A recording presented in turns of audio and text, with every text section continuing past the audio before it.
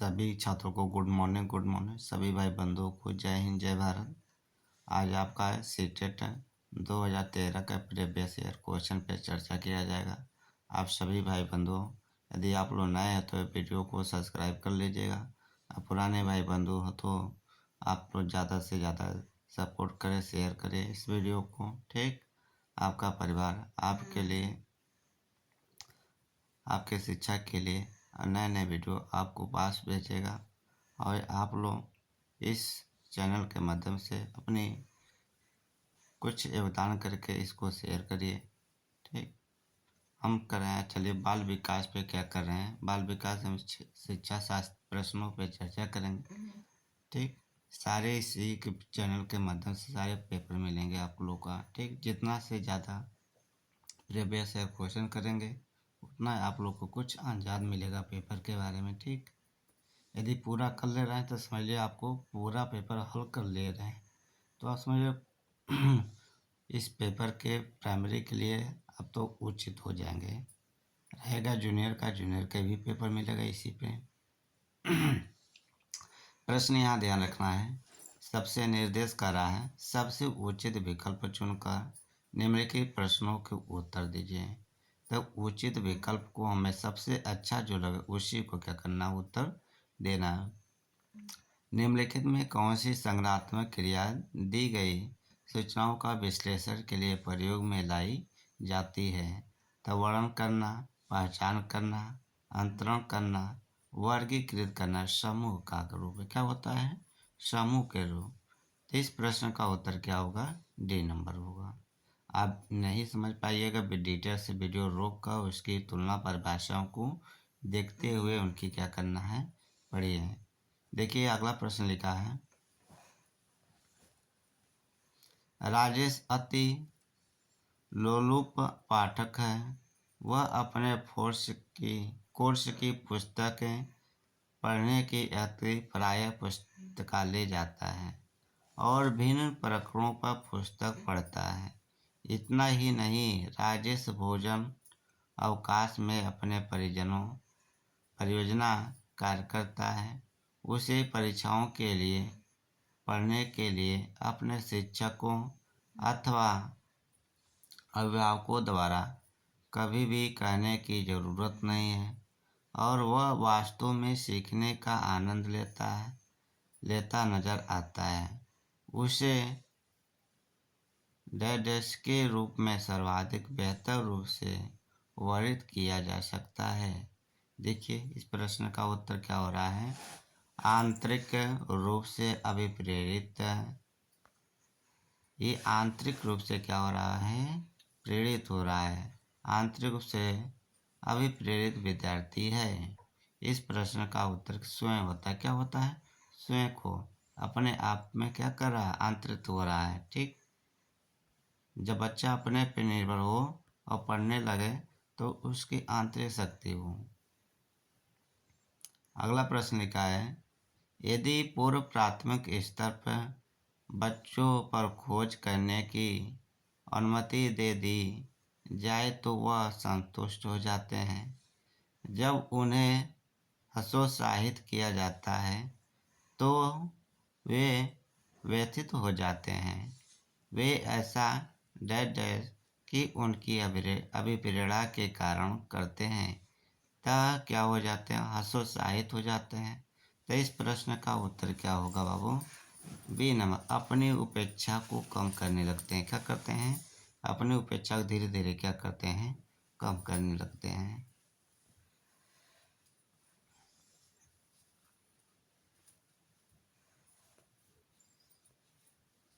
अगला प्रश्न देखें, मानव बुद्धि एवं विकास की समझ शिक्षक को डैश के योग बनाती है। तो किसके योग बनाती है बाबू, इस प्रश्न के क्या होता है, विविध शिक्षार्थियों के शिक्षण के बारे में अस्पष्टता होता है। ठीक, इस प्रश्न का विविध शिक्षार्थियों के शिक्षण के बारे में अस्पष्टता का योग बनाती है बुद्धि।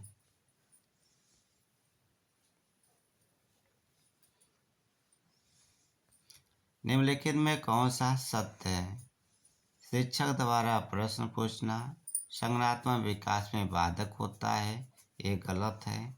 विकास और सीखना समाज संस्कृति संदर्भ से अप्रभावित, ये भी गलत हो, प्रभावित होता है। शिक्षार्थी एक निश्चित तरीके से सीखने हैं, गलत। खेलना संख्या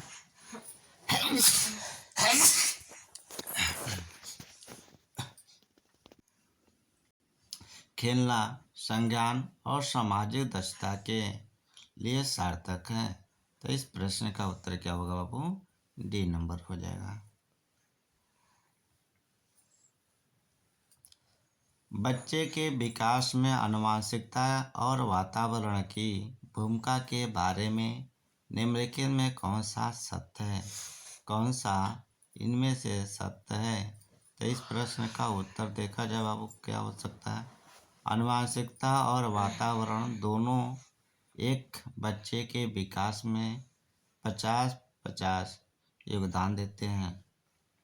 ठीक है, यहाँ देखा जाए समवयस्कों और पितृक का सापेक्ष योगदान अयोगात्मक नहीं होता है। इसलिए प्रश्न का उत्तर क्या हमारा? ये बी नंबर सही है। क्या होता है? नहीं होता है। पितृक का सापेक्ष योगदान क्या होता है? नहीं होता है। इसलिए हमारे इस प्रश्न का उत्तर बी नंबर होता है।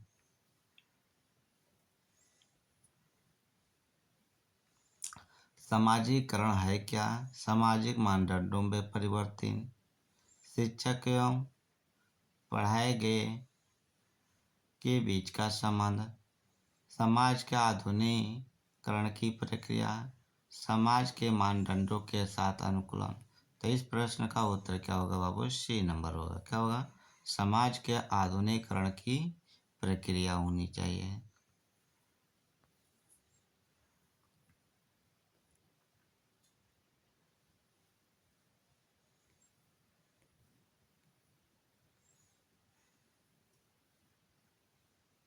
यहाँ पर बाबू डी नंबर होगा। क्या होगा? डी नंबर, सी नंबर नहीं होगा, डी नंबर होगा। यहाँ क्या होगा? समाज के मानदंडों के साथ अनुकूलन होना चाहिए। सामाजिकरण में क्या होना? समाज के मानदंडों के साथ अनुकूलन।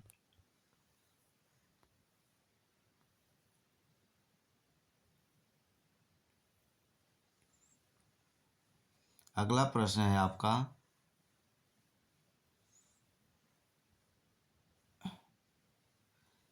एक पीटी खेल शिक्षक क्रिकेट के खेल में अपने शिक्षार्थियों के क्षेत्र रक्षण को सुधारना चाहता है। निम्न में से कौन सी युक्ति शिक्षार्थियों को अपना लक्ष्य प्राप्त करने में सर्वाधिक सहायता करता है? तो किसमें करता है? शिक्षार्थियों के क्षेत्र रक्षण का अधिक अभ्यास कराना। क्या करता है? उस खेल के माध्यम से ज़्यादा से अभ्यास कराना। अगला प्रश्न, एक शिक्षिका अपने शिक्षार्थियों की इस रूप में मदद करना चाहती है कि वे एक शिक्षित की अनेक दृष्टिकोण से सराहना कर सके। वह विभिन्न समूहों में एक स्थिति पर वाद विवाद करने के अनेक अवसर उपलब्ध कराती है। वाइगोत्स्की के परिप्रेक्ष्य के अनुसार उसके शिक्षार्थी विभिन्नता दृष्टिकोण को करेंगे और अपने तरीके से उस स्थिति के अनेक परिप्रेक्ष्य विकसित करेंगे। तो इस प्रश्न का उत्तर क्या होगा बाबू? बी नंबर, आत्मसात होता है। अगला प्रश्न का, सीता ने हाथ से दाल और चावल खाना सीख लिया है। जब उसे दाल और चावल दिया जाता है तो वह दाल चावल मिलाकर खाने लगती है।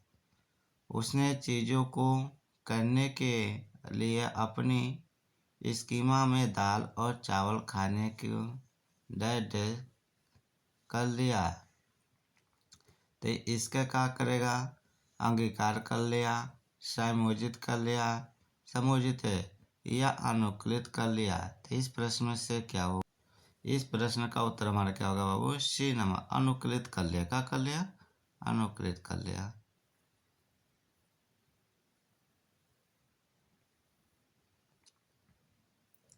अगला प्रश्न है, डैश के अतिरिक्त बुद्धि के निम्नलिखित पक्षों को स्टेनबर्ग को त्रितंत्र सिद्धांत से संबोधित किया गया है। तो किससे किया गया है, सामाजिक से। किससे बाबू, सामाजिक से। हावर्ड गार्डनर का बुद्धि का सिद्धांत डैश पर बल देता है। तो किस पे बल देता है, इस प्रश्न का उत्तर क्या होगा, डी नंबर, प्रत्येक व्यक्ति की विलक्षण योग्यताओं पर।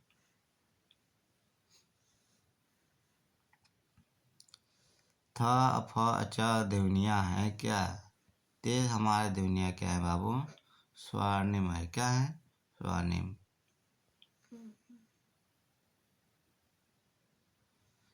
कक्षा में जेंडर रूढ़िबद्धता से बचने के लिए एक शिक्षक को ठीक कैसा, लड़के लड़कियों को एक साथ अपारंपरिक भूमिकाओं में रखना चाहिए। इनको सादा जेंडर पक्षपात नहीं रखना चाहिए। ठीक,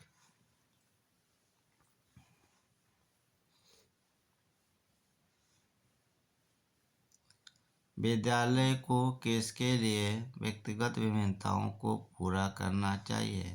तो इस प्रश्न का उत्तर क्या होगा, यह समझने के लिए कि क्यों शिक्षार्थी सीखने के योग्य या अयोग्य है, यानी उसके सीखना है, क्या करना है, क्यों वो योग्य है कि अयोग्य है, इसके हमने क्या करता है, पूर्णतः की जानकारी करनी चाहिए। इस प्रश्न का उत्तर क्या होगा, डी नंबर। शिक्षार्थियों में व्यक्तिगत विभिन्नताओं को संबोधित करने के लिए एक विद्यालय किस प्रकार का सहयोग उपलब्ध करवा सकता है।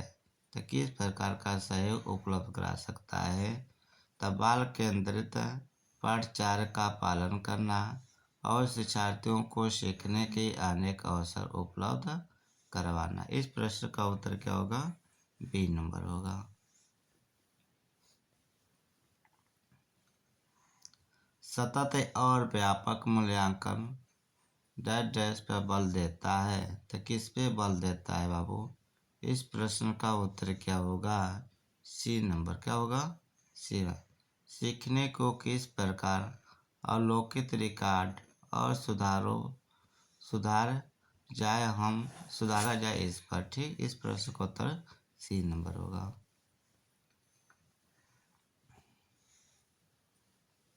विद्यालय आधारित आकलन है। ठीक, विद्यालय आधारित आकलन शिक्षार्थियों और शिक्षकों को अंगभीर और लापरवाह बनाता है, शिक्षा बोर्ड की जवाबदेही कम कर देता है। तो इस प्रश्न का उत्तर क्या होगा बाबू, सार्वभौमिक राष्ट्रीय मानकों की प्राप्ति में बाधा उत्पन्न करता है, परिचित वातावरण में अधिक सीखने में सभी शिक्षार्थियों को मदद करता है। तो इस प्रश्न का उत्तर क्या हो जा रहा हमारा, डी नंबर। क्या होगा, डी नंबर। अगला प्रश्न, सीखने की तत्परता डैश की ओर संकेत करती है। किसकी ओर संकेत करती है बाबू, तत् हमारा क्या होगा इस पे, सीखने के सार्थक में शिक्षार्थियों का वर्तमान संज्ञानात्मक स्तर होता है। इस प्रश्न का उत्तर क्या होगा, सी नंबर होगा। एक शिक्षिका की कक्षा में कुछ शारीरिक विकलांगता वाले बच्चे हैं, निम्नलिखित में से उसके लिए क्या कहना सबसे उचित होगा। क्या कहना सबसे उचित होगा? तो इस प्रश्न का उत्तर क्या होगा? C number. शारीरिक रूप से असुविधाग्रस्त बच्चे कक्षा में ही कोई वैकल्पिक गतिविधि कर सकते हैं।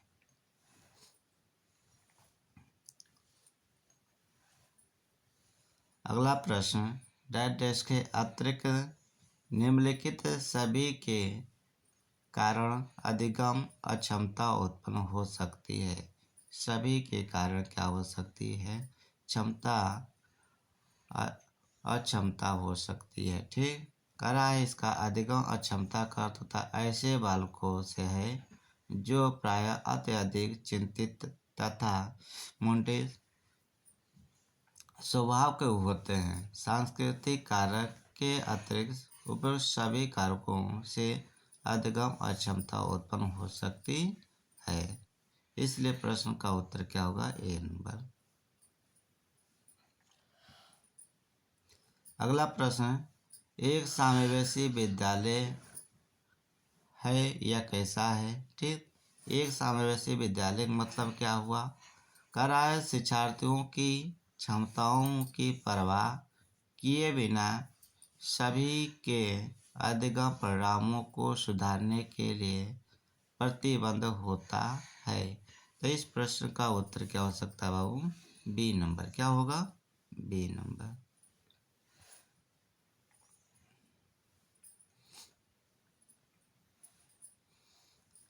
प्रतिभाशाली शिक्षार्थी को प्रतिभाशाली विद्यार्थी को कैसा ऐसे सहयोग की आवश्यकता होती है जो सामान्यतः विद्यालय द्वारा उपलब्ध नहीं कराए जाते हैं। इसलिए इस प्रश्न का उत्तर बी नंबर होगा। डैश के कारण प्रतिभाशीलता होती है। तो मनोसामाजिक कारकों के आनुवांशिक रचना, वातावरणीय अभिप्रेरणा। तो इनमें से हमारा क्या होगा? बी और सी होगा। क्या होगा? बी और सी हो। इस प्रश्न का उत्तर क्या होगा? डी नंबर होगा। अगला प्रश्न देखें, बच्चों में सीखने और सुनने के लिए अधिगम योग्य वातावरण के लिए निम्नलिखित में से कौन उपयुक्त है? कौन इनमें से उपयुक्त है? तो शिक्षार्थियों को कुछ या छूट देना कि क्या सीखना है और कैसे सीखना है। तो इस प्रश्न का उत्तर क्या होगा बाबू? ए नंबर होगा। क्या होगा? ए नंबर। गतिक कौशलों में अधिगम निर्योग्यता कहलाती है। तो इस प्रश्न का उत्तर क्या होगा हमारा? इस प्रश्न का उत्तर डिस्प्लेक्सिया होगा। क्या होगा? B number. क्या होगा? B number. अगले प्रश्न पे आते हैं।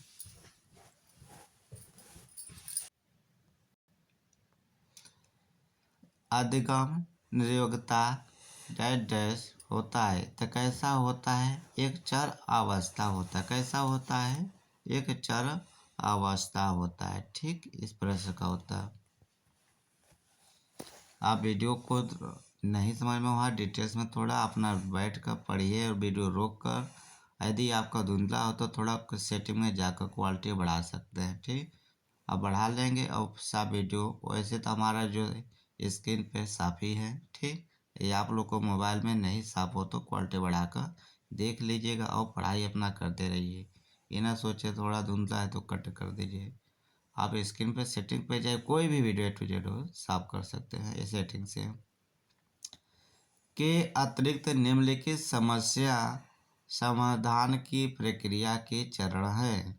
समस्या के समाधान की प्रक्रिया है परिणामों की आशा करना। क्या होता है? परिणामों की आशा करना। यदि अपने रिजल्टों की क्या होता है? आशा करना। अगले प्रश्न में, एक शिक्षक को व्याख्यान पर अधिक ध्यान देना चाहिए और ज्ञान के आधार उपलब्ध कराना चाहिए। गलत।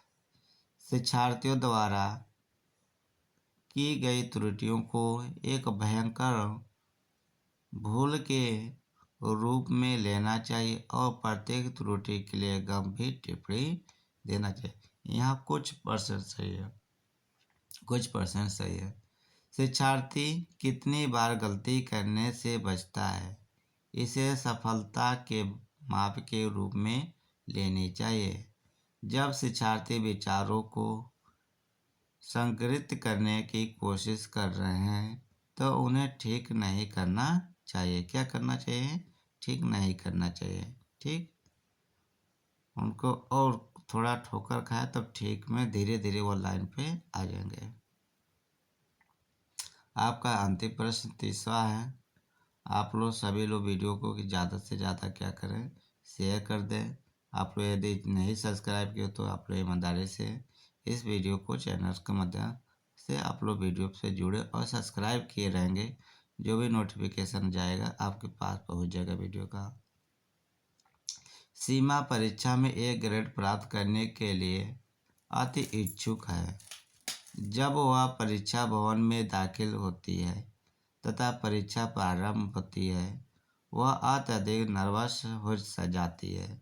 उसके पाँव ठंडे पड़ जाते हैं, उसके हृदय की धड़कन बहुत तेज हो जाती है, वह उचित तरीके से उत्तर नहीं दे पाती है।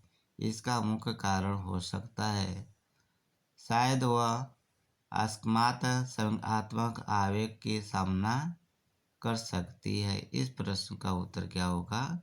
ए नंबर होगा। ठीक, आपका नेक्स्ट वीडियो पे हिंदी वर्जन है, हिंदी का लिया जाएगा। गणित है, क्या है? गणित है। आप लोग चैनल को ज़्यादा से ज़्यादा आप लोग शेयर करें और सब्सक्राइब कर लीजिएगा। ठीक, देखिए गणित का, निम्नलिखित में से कौन सा मुक्त अंतर वाला प्रश्न है? तो कौन सा मुक्त वाला प्रश्न है? तो करा 2.7 से बड़ी कोई चार संख्या लिखिए। तो सबसे मुक्त वाली संख्या क्या है? डी नंबर है। क्या है? डी नंबर इस पर क्या होगा? अगले प्रश्न पे, कक्षा 2 के शिक्षार्थियों को सरल आकृति, उसके लंबे और किनारों से परिचित कराने का सबसे उत्तम उपकरण क्या है? सबसे उत्तम उपकरण क्या होता है? जियो बोर्ड होता है। क्या होता है? जियो बोर्ड होता है। अगला प्रश्न है, निम्नलिखित कक्षा 5 की पाठ्यपुस्तक में से एक सवाल है। यहाँ 4 खंबे हैं जिनका माप क्रमशः 105 सेमी, 215 सेमी, 150 सेमी, 325 सेमी। यदि इन्हें समान लंबाई टुकड़ों में काटना है तो प्रत्येक टुकड़े की अधिकतम लंबाई क्या होगी? यह सवाल डैश के लिए पूछा जाता है।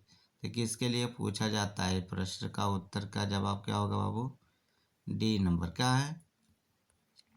कह रहा है सीखी गई संकल्पनाओं का प्रयोग करते हुए समस्या समाधान कौशल को बढ़ाने के लिए किया जाता है। कौशल को बढ़ाने सीखने के लिए।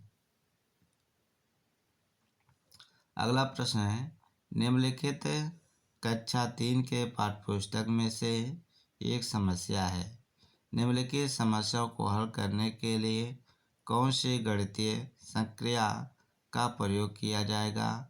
एक दूध वाला 10 दिन में 1410 लीटर दूध बेचता है। वह एक दिन में कितने लीटर दूध बेचता है?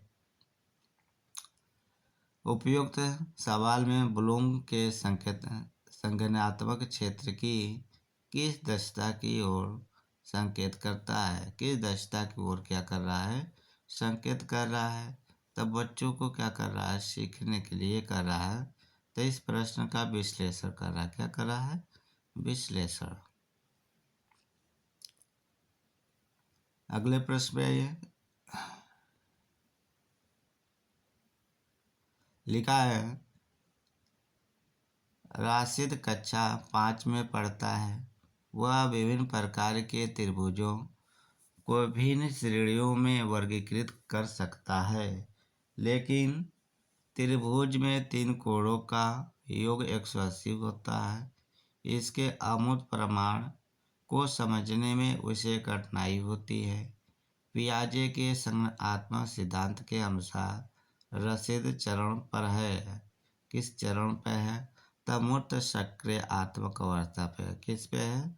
मूर्त सक्रिय आत्मक अवस्था पे है। अगला प्रश्न है, राष्ट्रीय प्रचार की रूपरेखा 2005 के अनुसार गणितीय शिक्षा का मुख्य उद्देश्य बच्चे की गणितीयकरण की क्षमताओं का विकास करना और स्कूली गणित का सीमित लक्ष्य है। लाभप्रद क्षमताओं को विकसित या गणितीकरण बच्चे की क्षमताओं का विकास करने की ओर संकेत करता है। तो इस प्रश्न का उत्तर का जवाब हमारा क्या होगा बाबू? ए नंबर होगा। क्या होगा? पूर्ण धारणाओं को उनके तार्किक निष्कर्ष का अनुशीलन करने और अमूर्तन का संचालन करने के लिए गणितीय रूप में चिंतन और तर्क के बच्चे के संसाधनों का विकास करने में होता है। अगले प्रश्न, एक अच्छी पाठ्यपुस्तक की विशेषताएं हैं। एक अच्छे पाठ्यपुस्तक की विशेषताएं क्या होते हैं? उनमें कठोर अभ्यास देने के लिए बहुत सारे अभ्यास होने चाहिए और स्थितियों के माध्यम से सभी संकल्पनाओं का परिचय दिया जाना चाहिए। तो इस प्रश्न का उत्तर क्या होगा बाबू? हमारा ए और बी होगा। क्या होगा? ए और बी। इस प्रश्न का उत्तर बी नंबर होगा। क्या होगा? B number.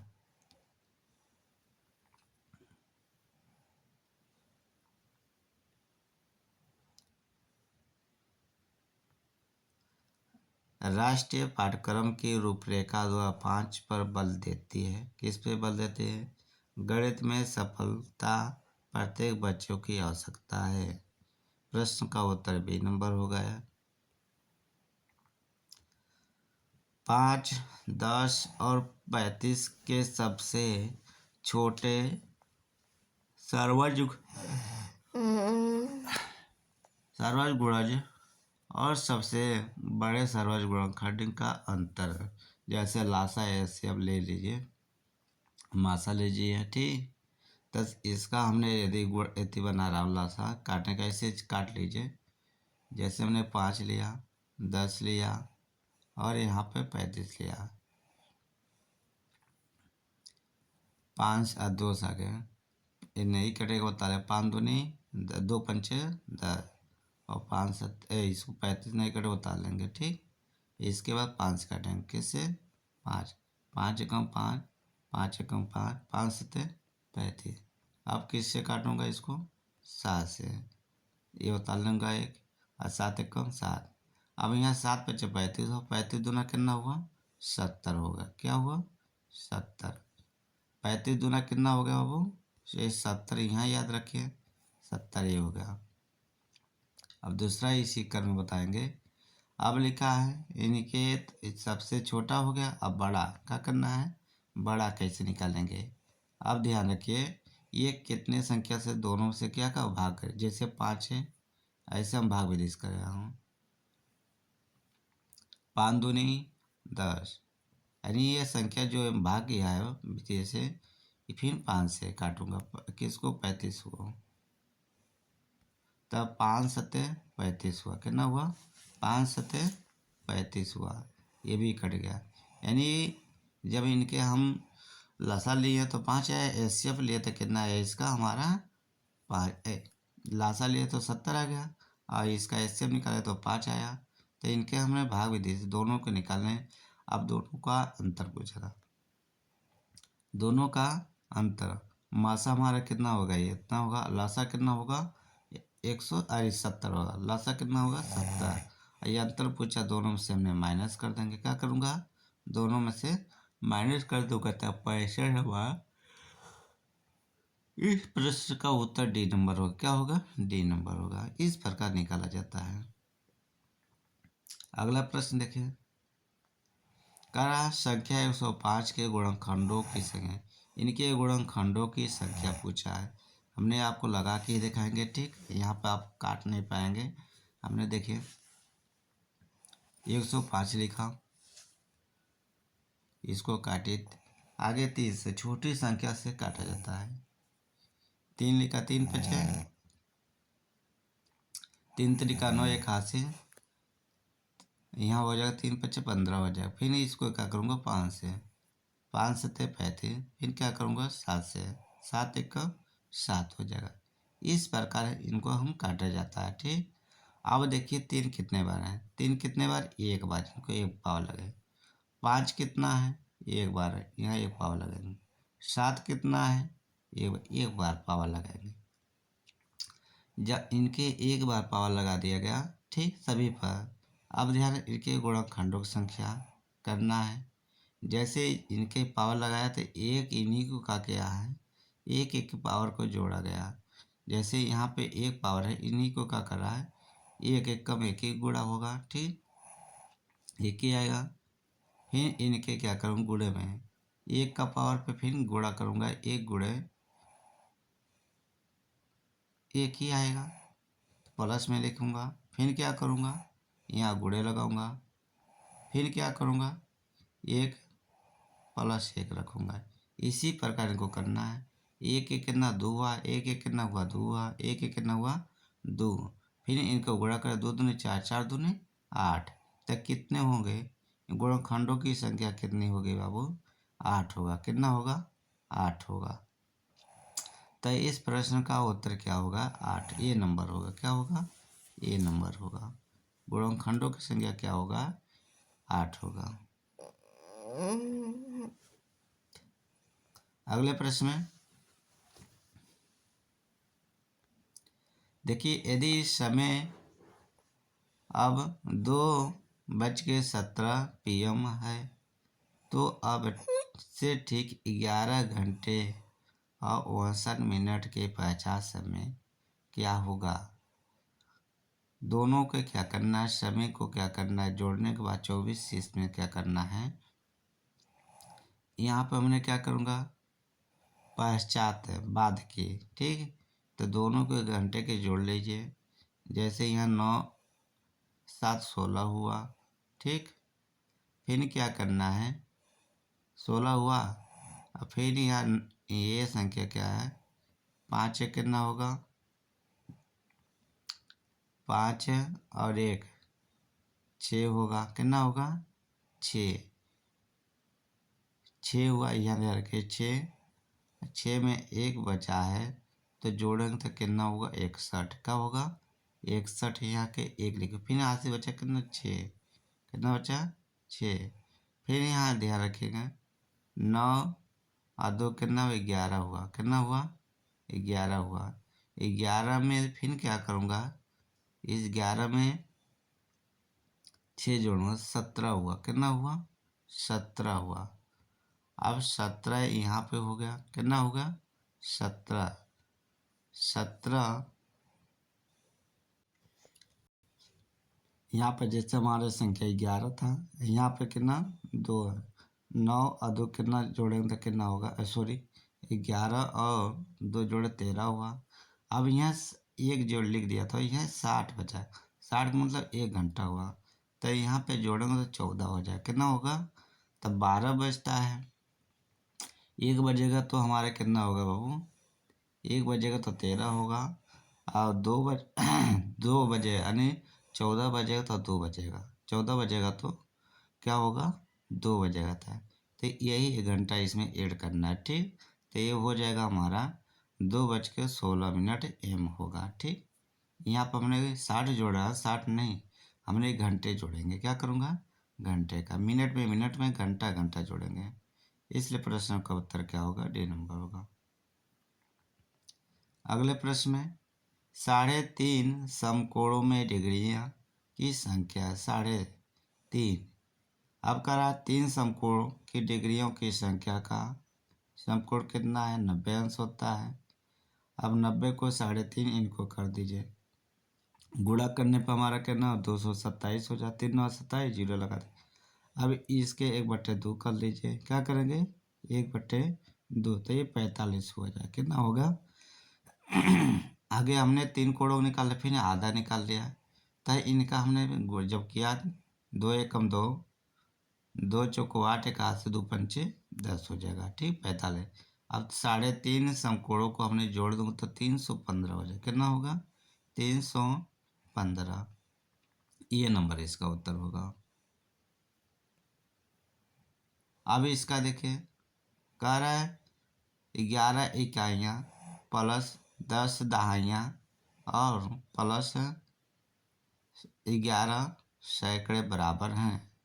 तब जैसे जैसे इनको कहा है हमने लिखते जा रहे हैं। 11 इकाई लिख दिया, 11 दहाई लिख दिया, गुणा कर दीजिए, सैकड़ा होता है 100, 100 से गुणा करिए। अब इनको जोड़ दें तो हमारा कितना हो जाएगा 1221 हो जाएगा, कितना हो जाएगा 1221। प्रश्न का उत्तर सी नंबर हो जाएगा। अगले प्रश्न में 509 और 3028 का योग क्या होगा। तो हमने 509 किया, लिख दिया, 3028 किया, दोनों को हमने जोड़ दिया 3500 3700। इस प्रश्न का उत्तर बी नंबर। अगले प्रश्न है, किसी वर्ग का परिमाप 24 सेमी और किसी आयतन की लंबाई 8 सेमी।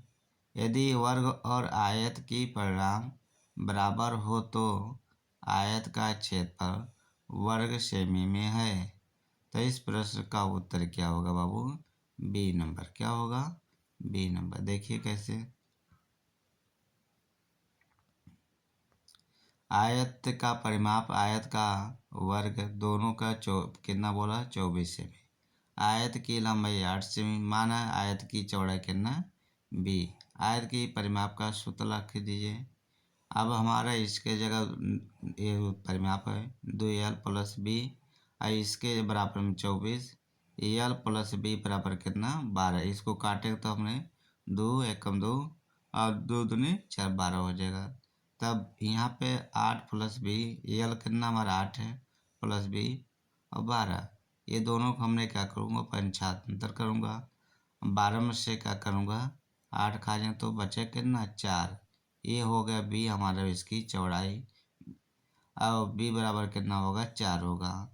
तो इसका आयत का क्षेत्रफल निकालने के लिए लंबाई गुणे चौड़ाई होता है, तो गुणा कर दें तो कितना होगा बाबू 32 हो जाएगा, कितना होगा 32 सेमी हो जाएगा। इस प्रश्न का उत्तर क्या होगा 32।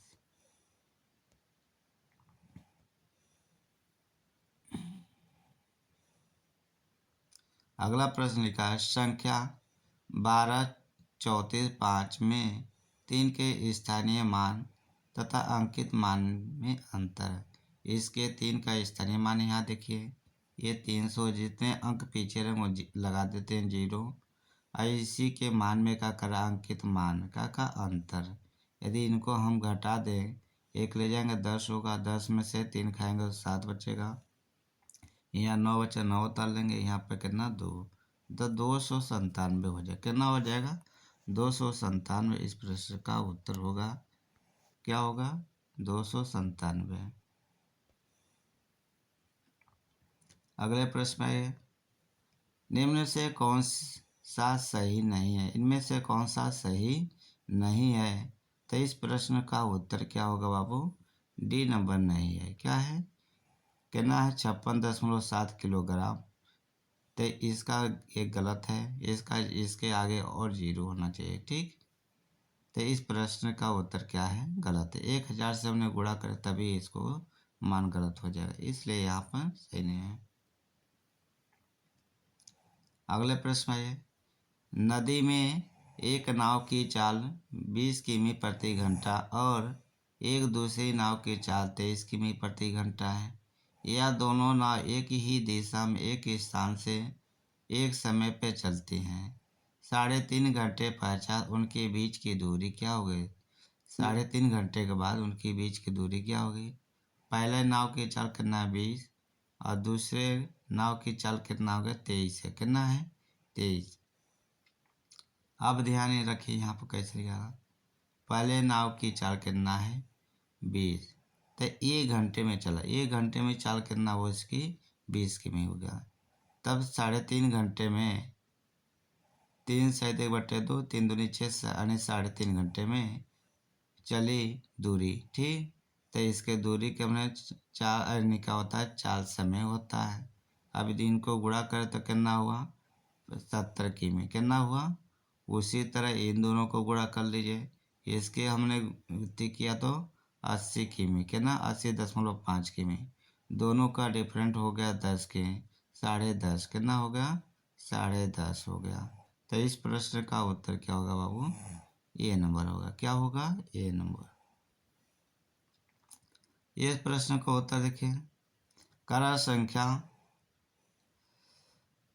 90,707 को 9 से भाग देने पर शेष पर क्या होगा।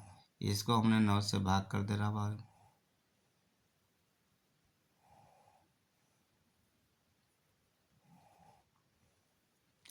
अब 9 इसको 0 है भाई, हमने क्या 9 दाम कर लीजिए, क्या करेंगे 9 दाम 90 कर लीजिए, या 9 एकम करते तभी वही बात पड़ता, 0 बढ़ाते हैं। अब यहाँ 70 है, कितना है 70 उतार लीजिए। अब 0 यहाँ बढ़ा दीजिए, क्या करेंगे 0। फिर 9 7 63 कर दिए, घटाने पर हमारा 7 बचेगा। कितना बचेगा 7। ये 0 उतार ही लिया हूँ। यहाँ पे कितना है 7, यहाँ पे 7 उतारे हैं। फिर क्या क्या 9 8 72, कितना होगा 9 8 72 होगा। अब इसको घटाएंगे तो बाबू कितना बचेगा 5। अब क्या पूछा है, भाग देने पर शेष पर कितना बचेगा 5। इस प्रश्न का उत्तर ए नंबर होगा। क्या होगा, ए नंबर होगा। ठीक, अगले प्रश्न पे आते हैं।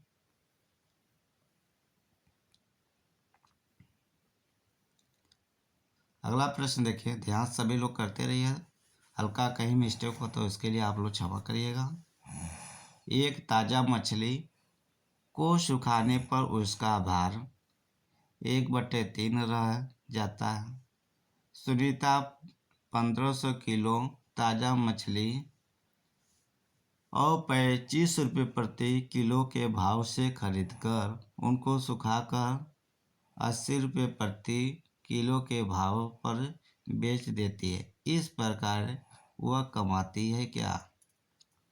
जैसे देखिए 15 किलोग्राम, ठीक, यानी 1 किलो 500 ग्राम का 1/3 भाग, ठीक, 1/3 भाग, इसको काट दीजिए, 3 एकम 3, 3 पचे 15, तो 500 ग्राम का हुआ 500 ग्राम।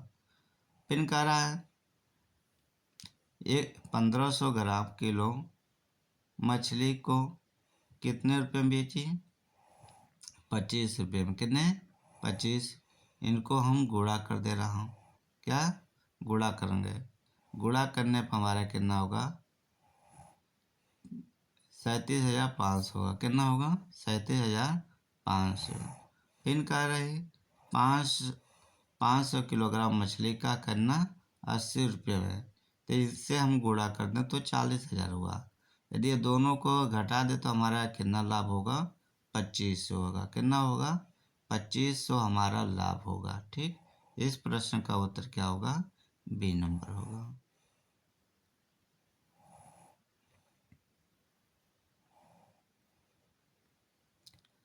देखिए 9 में से 1 खा गए तो कितना बचेगा 8 बचेगा। कितना बचेगा, और 8 को 8 से भाग करें तो हमारे कितना बचेगा 1 बचेगा। कितना बचेगा 1 बचेगा। उसी तरह इसको कहा, यदि हमें इनमें से घटा दें, 54 है, 54 में से हमने क्या कर दूँ 6 खा जाऊँ तो कितना बचेगा 48। कितना बचेगा 48। ऐसे रखिए, जैसे 98 76 98 76 हो गया, और यहाँ पे हम 54 लिखकर आपको घटा दे रहा हूँ। ये 14 14 में से 6 का तो 8 बचा है, यहाँ 4, ये कितना बचा 48। कितना बचेगा 48। अब कह रहा है इसको क्या करना से 8 से भाग कर दीजिए। कितना से 8 से भाग कर दे रहा हूँ। 8 एकम 8 होगा। 8 एकम 8, यहाँ 8 लिखेंगे बाबू, ये 8 है, ध्यान रखिए। घटा 9 में 60 गया तो 1 बचेगा, यहाँ पे 8 उतार लूँगा का 8। फिर क्या करूँगा 8 दूनी 16, 8 दूनी 16। इसको घटाने पर हमारा कितना बचा 2, कितना बचा 2। फिर 7 उतार लूँगा। फिर क्या है 3 अट्ठे 24 होगा, यहाँ पे लिख दे रहा हूँ 1 2 3, 3 अट्ठे 24 होगा। कितना 3 अट्ठे 24। घटाने पे हमारे कितना बचा 3, यहाँ 6 बचा। कितना 6 उतार लीजिए, क्या 6।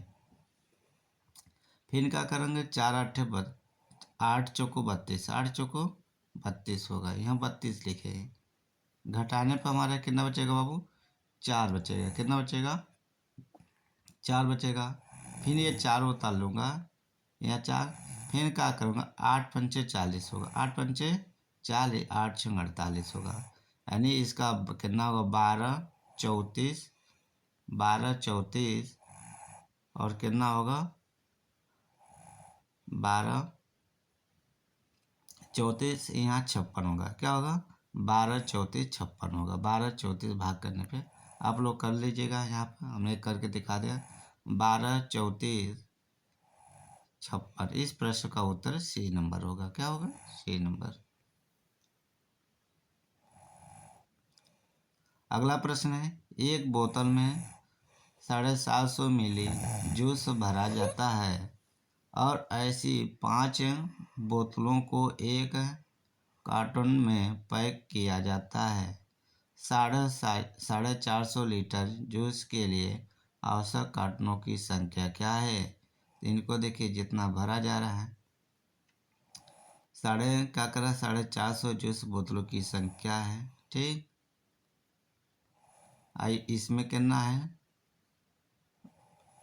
750। ठीक, ये दोनों को हमने क्या करूँगा बोतलों की संख्या निकालने के लिए, यदि हमें इनको 0 से 0 काट दे रहा हूँ तो ये 6 बार में क्या हो जाए डिवाइड हो जाए। क्या हो जाए 6 बार में कट जाएगा। 6 बार में ये कट जाए तो 600 बोतल हो जाए। कितना होगा 600 बोतल।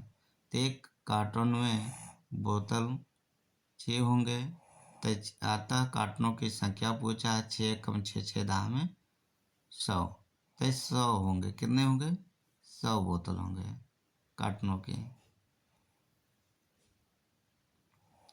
अगला प्रश्न है, किसी आयताकार बक्से की अतिरिक्त लंबाई चौड़ाई और ऊंचाई क्रमशः 4 सेमी 3 सेमी 2 सेमी है और 86-64 सेंटीमीटर घनों को पैक करने के लिए ऐसे कितने बक्सों की आवश्यकता है।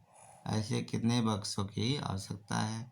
तो 3 चौको 12, 12 24, इसको डिवाइड करेंगे यानी भाग करेंगे तो हमारा कितना आएगा 261 आएगा। कितना आएगा 261 आएगा। खुद आप लोग थोड़ा काटिए पीटिएगा। 15 नंबर आपको CDP से रहेगा, 15 नंबर सवाल रहेंगे पेपर में। यहाँ पे 1/3 के समतुल भिन्न लिखिए। कक्षा 4 के शिक्षार्थियों से पूछा गया सवाल डैश डैश की ओर संकेत करता है। तो इस प्रश्न का उत्तर क्या होगा बी, निम्न स्तरीय मांग कार्य, क्योंकि इसमें केवल प्रक्रमणीय कौशलों की आवश्यकता होती है। अगले प्रश्न, प्रायः शिक्षार्थी दशमलव संख्याओं की तुलना में त्रुटि करते हैं। उदाहरण के लिए 0.50 0.5 से बड़ा है। इस त्रुटि को सर्वाधिक संभावित कारण हो सकता है। क्या कारण हो सकता है। इस प्रश्न का उत्तर क्या होगा ए नंबर, क्रमिक दशमलव में शून्य की सतर्कता से संबंधित भ्रांतिपूर्ण संकल्पना होता है। अगले प्रश्न, एक शिक्षक शिक्षार्थियों को दैनिक जीवन में गणित का अनुप्रयोग विषय के साथ गणितीय जर्नल पत्रिका तैयार करने के लिए बढ़ावा देता है। यह गतिविधि है क्या? यह गतिविधि क्या कहलाती है? गणितीय संकल्पनाओं और उनके अनुप्रयोग में संबंध बैठाने और अपने ज्ञान तथा विचारों को साझा करने में शिक्षार्थियों की सहायता करना होता है। ठीक। अगला प्रश्न है, वेन हीले के ज्यामिति विचार के स्तर के अनुसार 5 स्तर है। चतुष्कीकरण, विश्लेषण, अनौपचारिक निगमन, औपचारिक निगमन और दृढ़ता। कक्षा 3 के एक बच्चों को छांटने के लिए कुछ बहुभुज दिए गए हैं। देखिए कैसे इनको दिया गया। वह भुजाओं की संख्या के आधार पर बहुभुजों को वर्गीकृत करता है। यह बच्चा वेन हीले के ज्यामिति विचार के डैश डैश स्तर है क्या? तो इस प्रश्न का उत्तर क्या होगा? चाक्षुषीकरण है। चाक्षुषीकरण है। अगले प्रश्न का, एक बच्चा संख्याओं, संक्रियाओं और संकेतों, घड़ी के 2 कांटों, विभिन्न सिक्कों आदि में अंतर करने में कठिनाई प्रदर्शित करता है। इसका निहितार्थ है कि जो विशिष्ट बाधाएं उसको सीखने को प्रभावित कर रही है वह है क्या? तो इस प्रश्न का उत्तर क्या होगा भाई? सी होगा। क्या होगा? सी। कमजोर चाक्षुषी प्रकरण युक्ता, जैसे चाक्षुषी विभेदीकरण, स्थानीय संगठन और चाक्षुष समन्वयन होता है।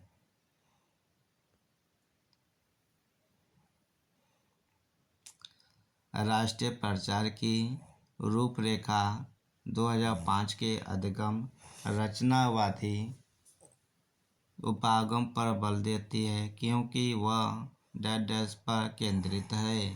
किस पे केंद्रित है बाबू? तो इस प्रश्न का उत्तर क्या होगा? D number. गतिविधियों में शामिल करते हुए शिक्षार्थियों को सक्रिय भागीदारिता से होती है। अगले प्रश्न आपका अंतिम प्रश्न है। ठीक। ये बना हुआ डायग्राम, इसी के डायग्राम के माध्यम से प्रदर्शित किया गया। तब 15 अथवा अन्य किसी संख्या को प्रदर्शित करने उपयुक्त तरीकों का डैश डैश की संकल्पना पढ़ाने के लिए इस्तेमाल किया गया। जो गोला है इसी के माध्यम से पढ़ाने का क्या तरीका है? तो इससे ये होता है बाबू, 2 संख्याओं को उत्पाद के रूप में एक संख्या का प्रदर्शन, गुणन की संचयी प्रकृति, गुणन, अस्मिता, आवाज और संयुक्त संख्याओं की पहचान। तो इस प्रश्न का उत्तर क्या होगा बाबू? ए नंबर होगा। क्या होगा? ए नंबर। फिर आते हैं पर्यावरण पे। इस वीडियो को बाबू आप लोग ज़्यादा से सहयोग दें और अपनी पढ़ाई भी सही करें और परिवार को अपना सहायता दें आप लोग। पर्यावरण अध्ययन की पाठ्य पुस्तक में विभिन्न प्रकरणों में एक खंड करके देखो शामिल किया गया, जिसका उद्देश्य क्या है?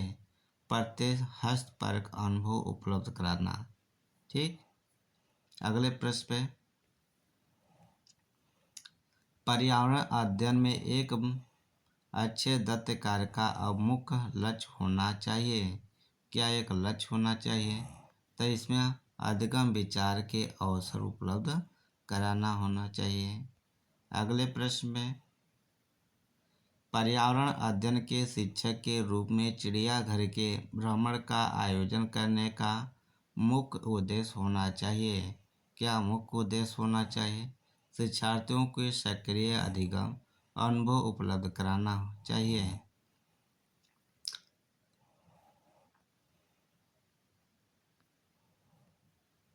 अगले प्रश्न में आइए, सामाजिक विज्ञान के संदर्भ में पर्यावरण अध्ययन पढ़ने को निम्नलिखित में से कौन सा उद्देश्य नहीं है?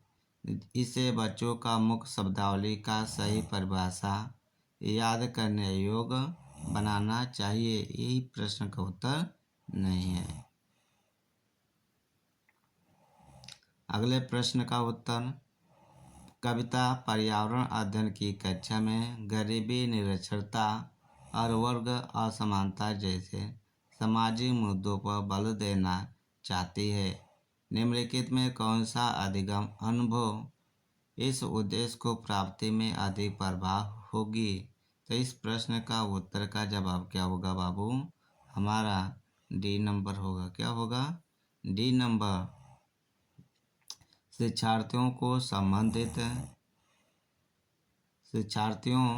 संबंधित जानकारी एकत्रित करने और उनका विश्लेषण करने के लिए सामूहिक परियोजनाओं लेने के लिए कहना है। तो इस प्रश्न का उत्तर क्या होगा? D number. अगला प्रश्न पे देखें, प्राथमिक स्तर पर पर्यावरण अध्ययन में रचनात्मक आकलन डैश को शामिल नहीं करना चाहिए। क्या शामिल नहीं करना चाहिए? शिक्षार्थियों को ग्रेडिंग और रैंकिंग नहीं शामिल करना चाहिए। इस प्रश्न का उत्तर ए नंबर होगा। अगले प्रश्न पे, नीचे लोगों के कुछ क्रियाकलाप दिए गए हैं। खानों का उत्खनन, खुदाई, बांधों का निर्माण, बाजार में बेचने के लिए पत्तियां और जड़ी बूटियां इकट्ठा करना, बांस में टोकरी बुनना, गिरे हुए पत्तों से पत्ता बनाना। देखिए यहाँ पर क्या है। तो इस प्रश्न का क्या है उत्तर देने का? इसमें से वह क्रियाकलाप कौन सा है जो जंगलों के गायब होने के लिए जिम्मेदार है? तो गायब होने के लिए जिम्मेदार क्या होगा? ए और बी होगा। क्या होगा?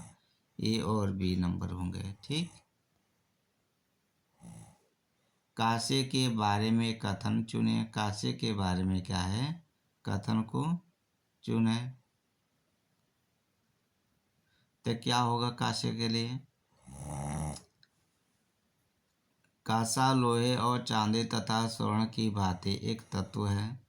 कांसे को तांबा तथा टिन से पिघलाकर तैयार किया जाता है। इस प्रश्न का उत्तर क्या होगा? B number. अगला, कांसा अत्यंत मजबूत होता है और इसे तोप तथा मूर्त बनाई जाती है। बुत लिखा, सॉरी, यहाँ पे सी नंबर। क्या लिखा है? सी नंबर। ए और बी और सी होगा। क्या होगा? बी और सी। तो इस प्रश्न का उत्तर क्या होगा? B number. गांधीधाम गुजरात का रहने वाला कोई व्यक्ति पहले भोपाल मध्य प्रदेश और फिर हैदराबाद आंध्र प्रदेश जाना चाहता है। उसके सफर यात्रा की दिशा क्या होगी? उसकी दिशा क्या होगी? तो उसकी दिशा क्या हो? पहले पूर्व दिशा फिर दक्षिण दिशा में जाएंगे। ठीक। किसी शहर के मानचित्र पर यह लिखा था, स्केल 1 सेंटीमीटर 110 मीटर। यदि मानचित्र पर किन्हीं दो स्थानों के बीच की दूरी 15 सेंटीमीटर हो तो इन दोनों स्थानों के बीच का वास्तविक दूरी क्या होगी? बीच की वास्तविक दूरी क्या होगी? अब यहाँ पे बता दिया है। एक स्केल का मतलब कितना हुआ? 110 मीटर। तब 15 सेंटीमीटर के लिए क्या करेंगे? हम गुणा कर देंगे। क्या करेंगे? गुणा कर देंगे तो हमारा ये हो जाए 1 किलोमीटर। 1 किलो यानी 1650 मीटर होगा। कितना? सीधे कहें कितना हो जाएगा? 1650 मीटर हो जाएगा। 1650 मीटर हो जाएगा। इस प्रश्न का उत्तर क्या होगा? हमारा ए नंबर होगा। क्या होगा? ए नंबर। अगला प्रश्न देखिए, माउंट एवरेस्ट का एक भाग क्या है? एक भाग हमारा जो नेपाल है। क्या है? नेपाल में है। अब इसी माउंट एवरेस्ट का भाग नेपाल है। एवरेस्ट पर्वत नेपाल में इसे कहा जाता है सागर माथा कहा जाता है। दुनिया के सबसे ऊंची पर्वत शिखर है। इसकी लंबाई कितना है? 8,848 वर्ग मीटर है। ठीक। वर्तमान में 50 इसको बढ़ते जाते हैं तो इसलिए कभी कभी पेपर में क्या करते हैं? 50 देता है। जब ऑप्शन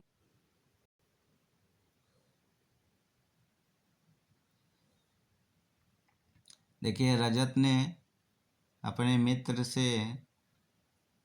कहा, मैं नहीं खेल सकता क्योंकि मुझे बुखार है। मैं कपकी, बुखार और सिर दर्द और अंत में पसीना आने के चक्र से गुजरता हूँ।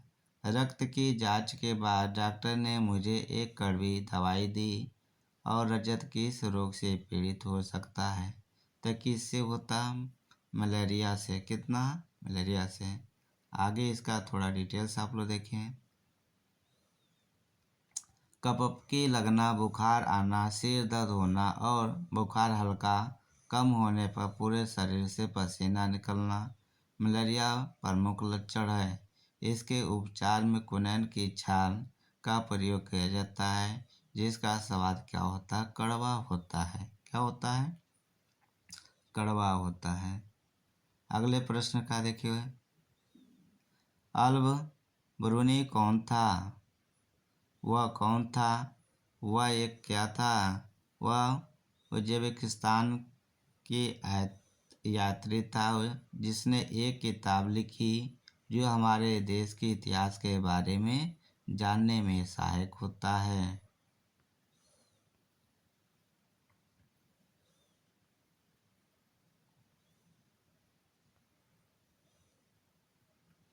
अगला प्रश्न, रात में जगने वाले जानवर हर चीज को कैसे देखते हैं?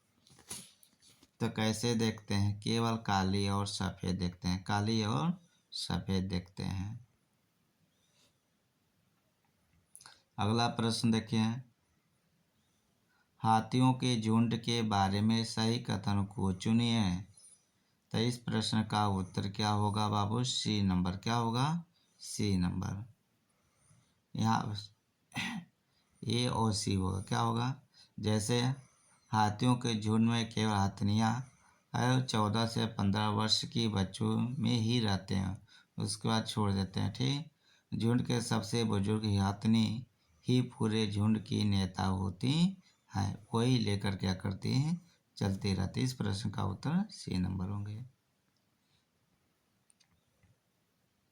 अगले प्रश्न का उत्तर देखें, पंखुड़ियों के अंदर फूल के बीच में कुछ पतले पाउडर जैसी रचनाएं दिखाई देती हैं, जिन्हें हम कहते हैं। तो इस प्रश्न का उत्तर क्या होगा बाबू? पराग होगा। क्या होगा? पराग होगा। अगले प्रश्न पे आ जाइए, यदि आप रेलगाड़ी द्वारा अहमदाबाद गुजरात जाएं तो आपको रेलवे स्टेशन पर अधिकतर बेचने वाले खाने की कौन सी चीज़ बेचते मिलेंगे? तो अहमदाबाद की तरफ जाएंगे तो क्या मिलेगा? ढोकला, चटनी और नींबू वाला चावल मिलेगा। अगला प्रश्न है, पक्षी अपनी गर्दन बहुत अधिक हिलाते हैं, इसका कारण है कि इसका कारण यही पक्षियों की आंखों की पुतली घूम नहीं सकती है, इसलिए बार बार गर्दन हिलाती रहती हैं। ठीक,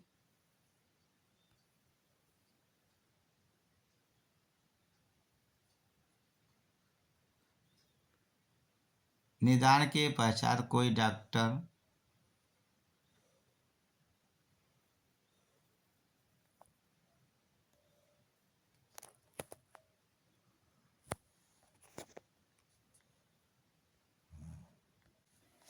इस प्रश्न का उत्तर हमारे क्या देखिए, पंखुड़ियों के अंदर फूल के बीच में कुछ गलती पाउडर जैसी रचनाएं दिखाई देती हैं, इन्हें क्या कहते हैं? पराग कहते हैं। क्या कहते हैं? पराग।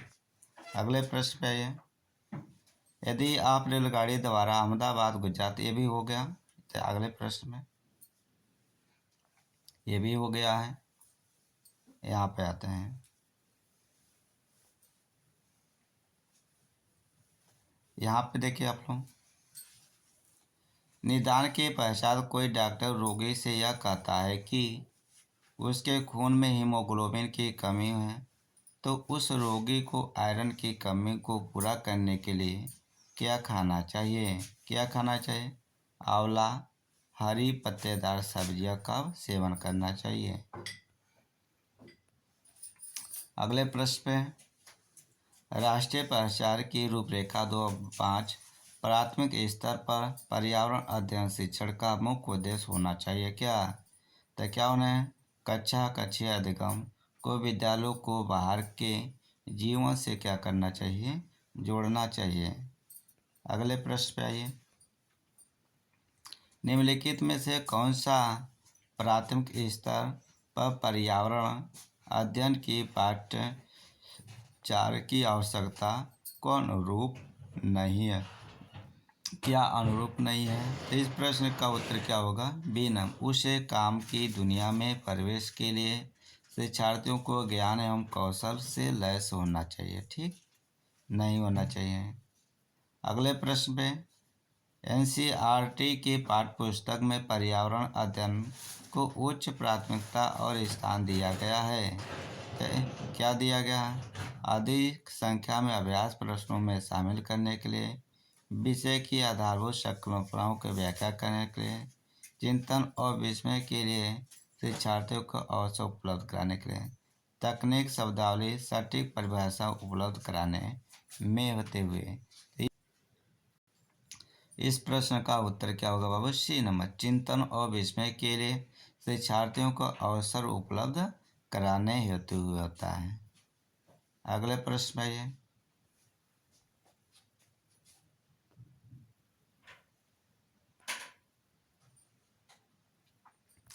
पर्यावरण अध्ययन की पाठ्यपुस्तिका में कविताओं और कहानियों को शामिल करने के का निम्नलिखित में कौन सा उद्देश्य नहीं है? कौन सा उद्देश्य है?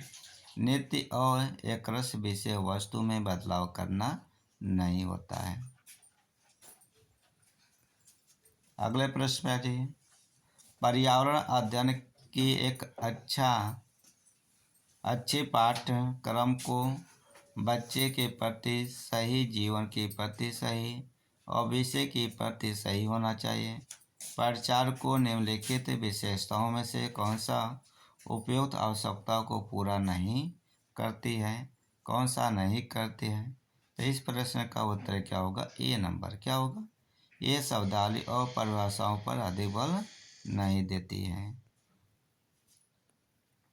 अगले प्रश्न पे आते हैं।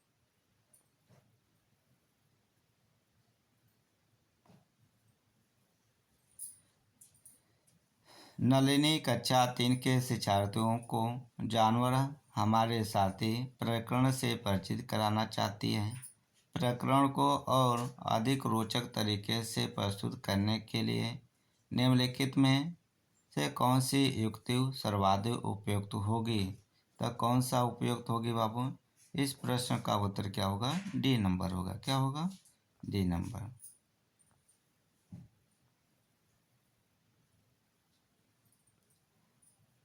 इस प्रश्न के माध्यम से देखें।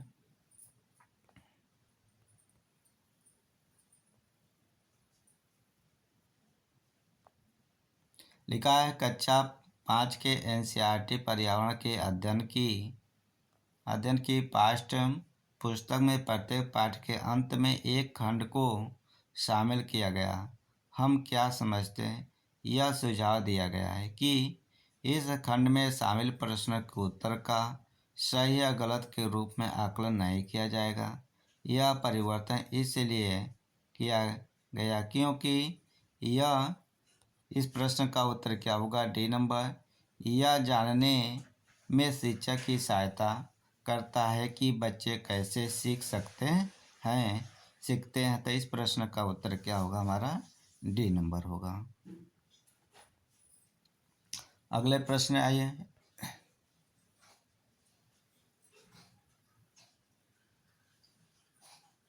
प्रयोगशाला खोजना, जांच पड़ताल और प्रश्न पूछना पर्यावरण अध्ययन के सक्रिय अधिगम के अनिवार्य तत्वों का निर्माण करते हैं।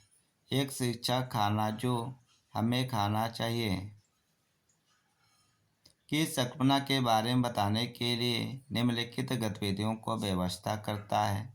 तो इस प्रश्न का उत्तर क्या हो सकता है बाबू? तो हमारा बी नंबर। क्या होगा? श्यामपट्ट पर उस प्रकार के सभी भोज्य पदार्थों को क्या करता है? चित्र बनाता है। अगले प्रश्न पे आइए।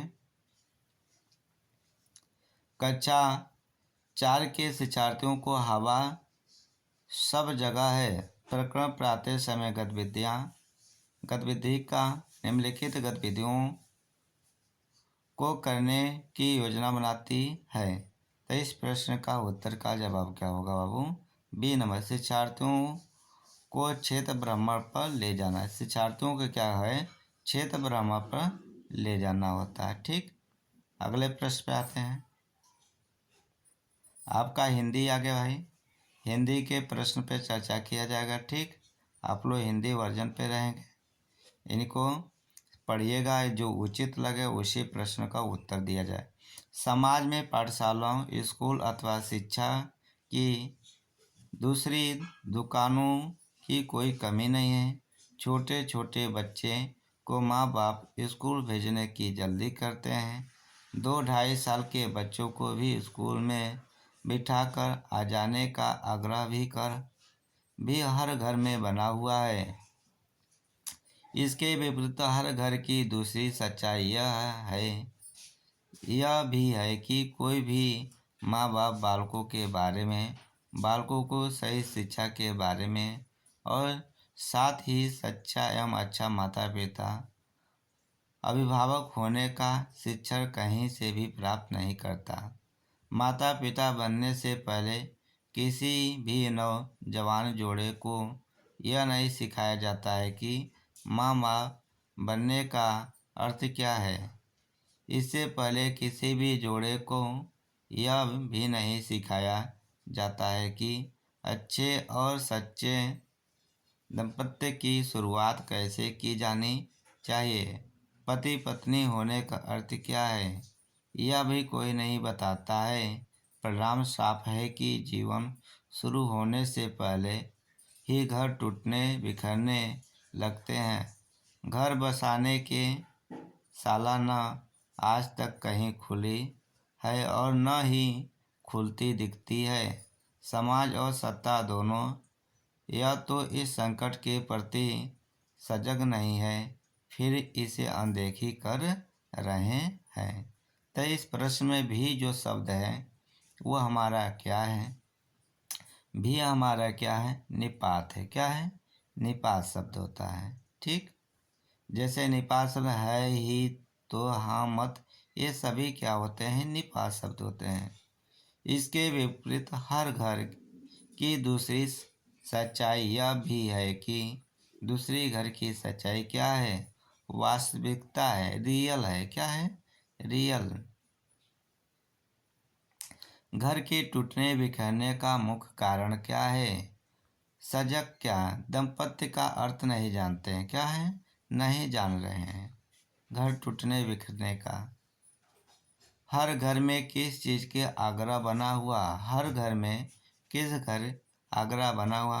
बच्चों को स्कूल ना भेजने का गलत, बहुत छोटे बच्चों को स्कूल में पढ़ाने का, बहुत छोटे बच्चों को दुकान भेजने का, बहुत छोटे बच्चों को स्कूल में बैठा कर आने का। तभी बैठाने का आप शब्द पढ़ें तो इस प्रश्न का उत्तर क्या होगा? D number. क्या होगा? अगले प्रश्न में देखते हैं। लेखक के लिए किसका परिचय प्राप्त करना जरूरी है? का अच्छे माता पिता बनने का। क्या है? अच्छे माता पिता बनने का है। अगला प्रश्न, माता पिता को बच्चों की सही शिक्षा के बारे में जानना क्यों जरूरी है? तो क्यों जरूरी है? जिससे बेहतर समाज का निर्माण किया जा सकता है। इसलिए प्रश्न का उत्तर डी नंबर होगा। अगला प्रश्न, समाज और सत्ता किसके प्रति सहज नहीं है? तो किसके प्रति सहज नहीं है? तो क्या है? घर बसाने की शिक्षा देने वाली शाला खोलने की प्रति है। अगले प्रश्न का उत्तर, लेखक के अनुसार सबसे पहले क्या जानना जरूरी है? लेखक के अनुसार सबसे पहले क्या जानना जरूरी है? दाम्पत्य की शुरुआत कैसी होनी चाहिए? इस प्रश्न का उत्तर ए नंबर होगा। अगले प्रश्न, माता पिता शब्द युग्म है क्या? ये कौन सा है? सार्थक शब्द युग्म है। कैसा है? सार्थक युग्म है।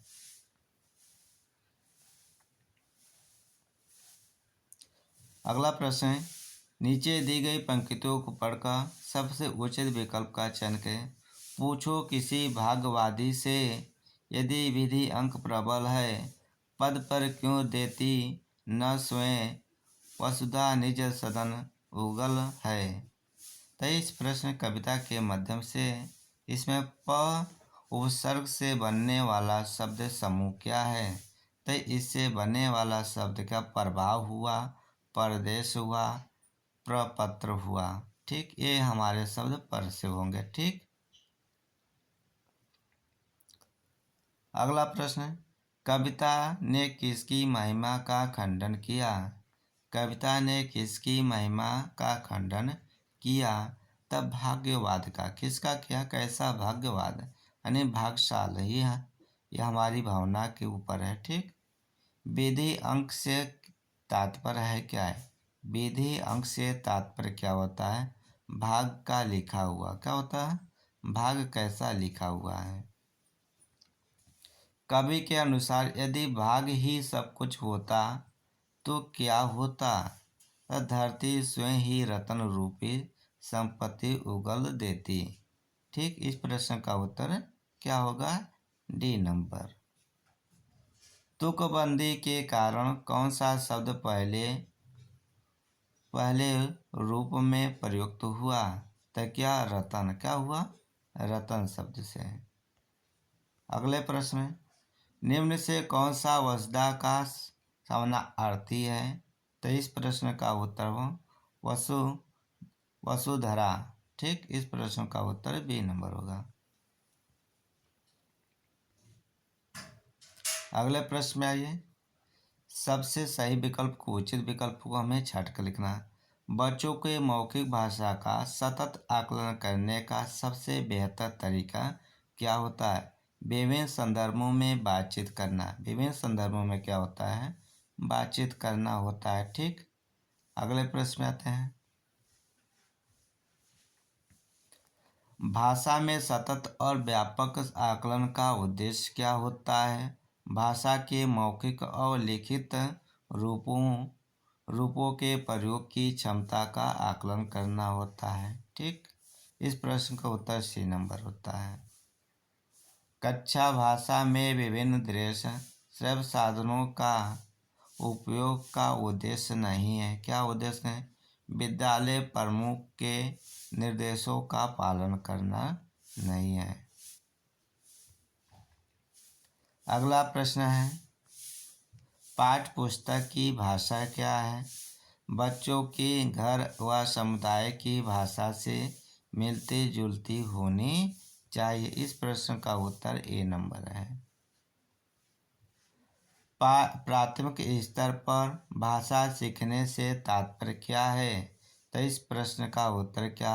भाषा वैज्ञानिक तत्व स्पष्ट करना, भाषा का व्याकरण सीखना, उच्च स्तरीय साहित्य, भाषा का प्रयोग।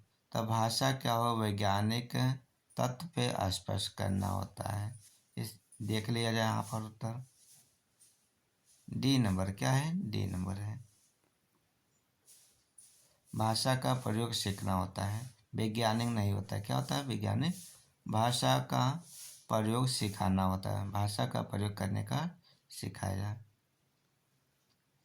आप लोग इस वीडियो को शेयर कर दीजिएगा। ठीक, अगला प्रश्न है, घर की भाषा और विद्यालय में पढ़ाई जाने वाली भाषा कैसा हो सकता है? तो क्या होता है? समान हो सकती है। क्या होती है? समान भाषा में हो सकती है। अगले प्रश्न पे, प्राथमिक स्तर पर हिंदी भाषा शिक्षण के लिए सबसे अधिक महत्वपूर्ण हो सकता है। तो इस प्रश्न का उत्तर क्या होता है? भाषा प्रयोग के अवसर होना चाहिए, उसके बोलने और सीखने की होनी चाहिए, भाषाओं के अवसर होने चाहिए। ठीक, अगले प्रश्न है, हिंदी प्रयोग के विविध रूपों को जानने के लिए सर्वाधिक उपयोगी साधन हो सकता है। तो इस प्रश्न का उत्तर क्या होगा? बाल साहित्य विविध उपयोग होनी चाहिए। अगले प्रश्न पे आते हैं। कक्षा 1 और 2 के बच्चों के लिए आप किस तरह की कहानी का चयन करेंगे? किस प्रकार की कहानी का चयन करें जिसके शब्दों, वाक्यों और घटनाओं के वर्णन की शैली चित्रात्मक हो? इस प्रश्न का उत्तर क्या होगा? डी नंबर होगा। अगले प्रश्न पे आते हैं। प्राथमिक स्तर पर भाषा शिक्षण की प्राथमिकता होनी चाहिए। केवल गलत काट दीजिए। कविता और कहानी के द्वारा गलत काट दिए। बच्चों के रचनात्मक मौलिकता पे प्रेषित। तो क्या करना? बच्चों को चित्रांकित प्राथमिक स्तर बच्चों के रचनात्मक और मौलिकता को परिभाषित पोषित करना क्या करता है? तो इस प्रश्न का उत्तर क्या होगा बाबू? तो प्रश्न का उत्तर हमारा सी नंबर होगा। क्या होगा? C number. अगले प्रश्न में आते हैं।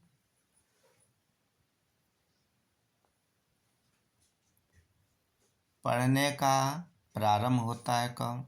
पढ़ने का प्रारंभ का अर्थ अर्थपूर्ण सामग्री से होना चाहिए। अर्थपूर्ण सामग्री से होना चाहिए। अगले प्रश्न पे आते हैं।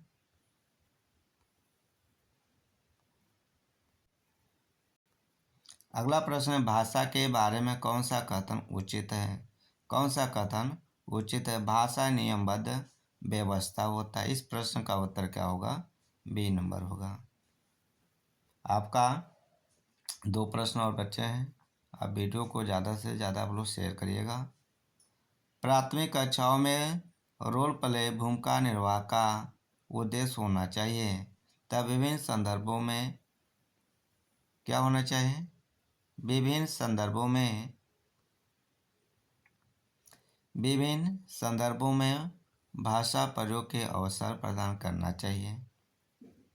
अगले प्रश्न पे आते हैं। भाषा हमारे परिवेश में बिखरी हुई मिलती है। यह कथन किस पर लागू नहीं होता है? यह कथन किस पे लागू नहीं होता? भाषा प्रयोगशाला पे नहीं लागू होता है। अगले प्रश्न में आइए। कक्षा में कुछ बच्चे लिखते समय वर्तनी संबंधी त्रुटि करते हैं। एक भाषा शिक्षक के रूप में आप क्या करेंगे? एक शिक्षक के नाते आप क्या कर सकते हैं?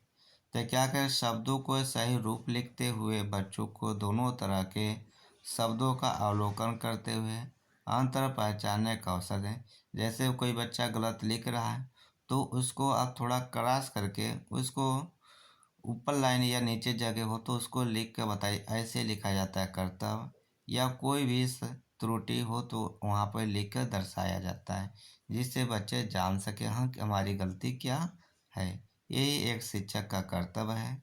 और आपको इन वीडियो के माध्यम से हमने चर्चा किया।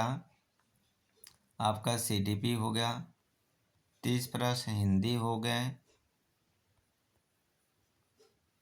और मैथ हो गया।